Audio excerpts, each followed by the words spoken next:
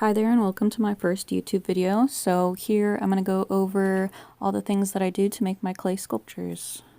So for my first step here, I'm doing box molds. I use cardboard and I seal all the edges so that none of the liquid can get out. I use smooth on material to cast all of my molds. This is just me doing a 1-to-1 ratio mix. Once you get into mold making, you'll understand that a little more. Just pretty much means 1 part of the first liquid, 1 part of the second liquid. You have a limited time to mix these before they start curing, and I have fast cure rubber, so about 15 minutes these are fully cured.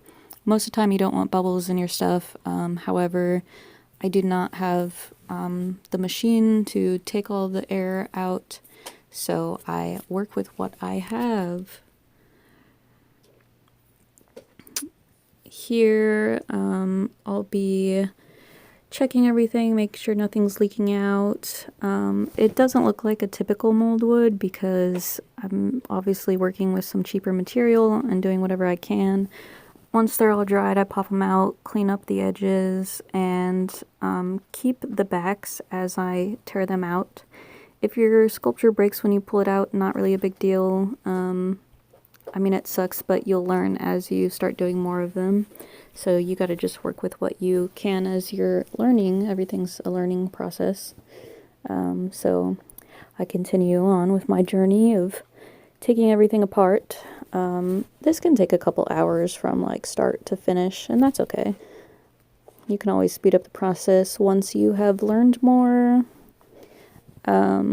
I like to keep the back so that when I pour the curing liquid in, I can press down the back in it to create a divot so I don't have to use a Dremel to remove as much. So this is the finished mold. That's what it looks like. There's a few of them. And as you can tell, there are tons of bubbles, which is fine. So I use a little cornstarch, a dry brush, and lightly just coat them, and then I kind of dump out whatever extra cornstarch is in there because you don't want that to be on your sculpture. Once this is done, I'm going to go through and take a small piece of Elmer's glue and just tap it into the eye area, and then I add my eyes in there. If you don't work with pre-made eyes, this isn't going to be something you'll be looking into, but if you do, this is the solution I found to keep my eyes in place when pouring the curing liquid in, was just a small piece of Elmer's glue. And then it peels off really easy, so it's super nice to have in there.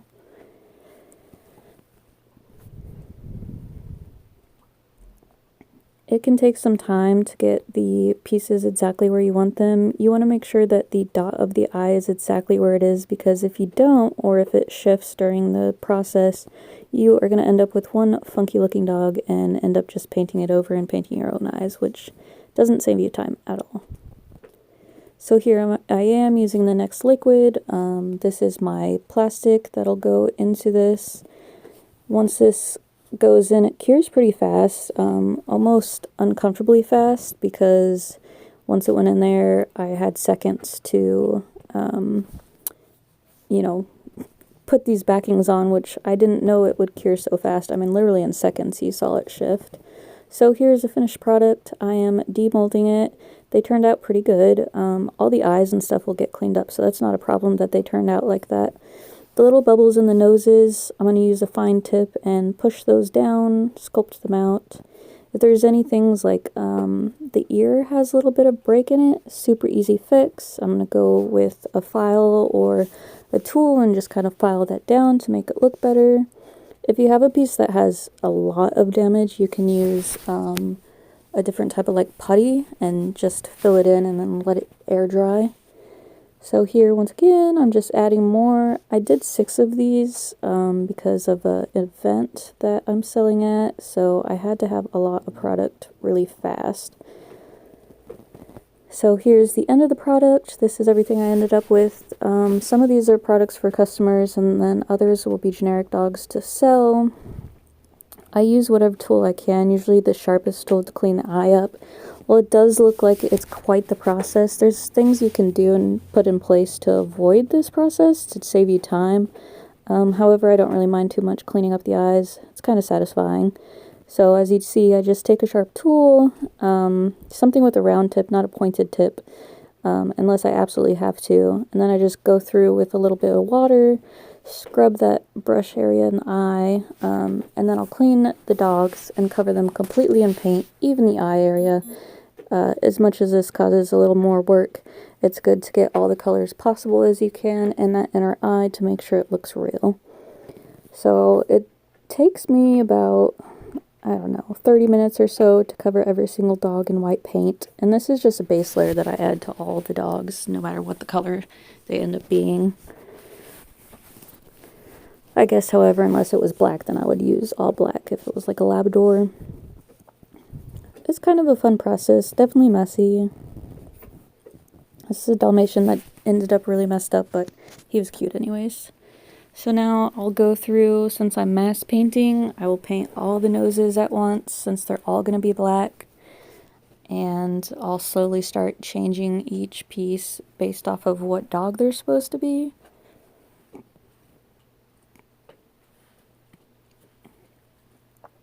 I wish I could add more music to make this a little more entertaining. However, I didn't want to get flagged with YouTube. So lovely.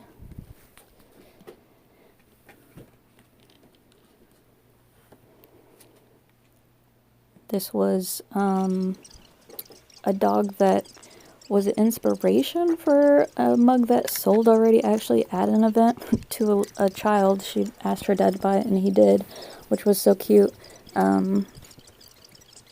It didn't look exactly like it, so this dog originally, the ears broke off during sculpting, so I decided to keep the ears and completely cut them off and turn them into a different type of dog. If you see the dog in the background, that is a bear fighting dog, I believe, from another country, and they have no ears to help with, I guess, bear hunting. I don't know the logistics behind that, but that was the dog I chose, and the little girl ended up falling in love with it.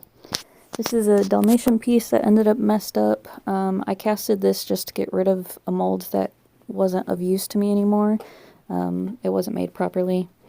So I just sculpted a little Dalmatian out of this. He ended up turning out a little bit scary. However, I was pretty proud of drawing his eyes on because I hadn't been able to do that successfully before. So that was a big step for me. And if you hear any loud noise in the background, that's my dog munching away on her dog toys. So she's having a blast. If you could see, the eyes here are not even, and I was having the hardest time trying to get them to look even, but I still ended up liking the dog. However, I did find him a little bit creepy, and so did others. So maybe the realistic eye isn't the best place to go. However, I think that's biased depending on the person.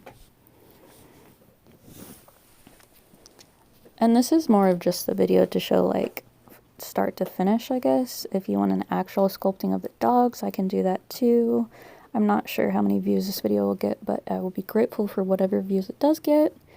And then here is just me improvising and painting the dogs, whatever color comes to my mind first. And this dog ended up going on a little plaque, and he'll be sold as wall art. So that's pretty much the base of my video. I appreciate you watching, and if you guys have any questions, I will definitely answer them. Thank you so much.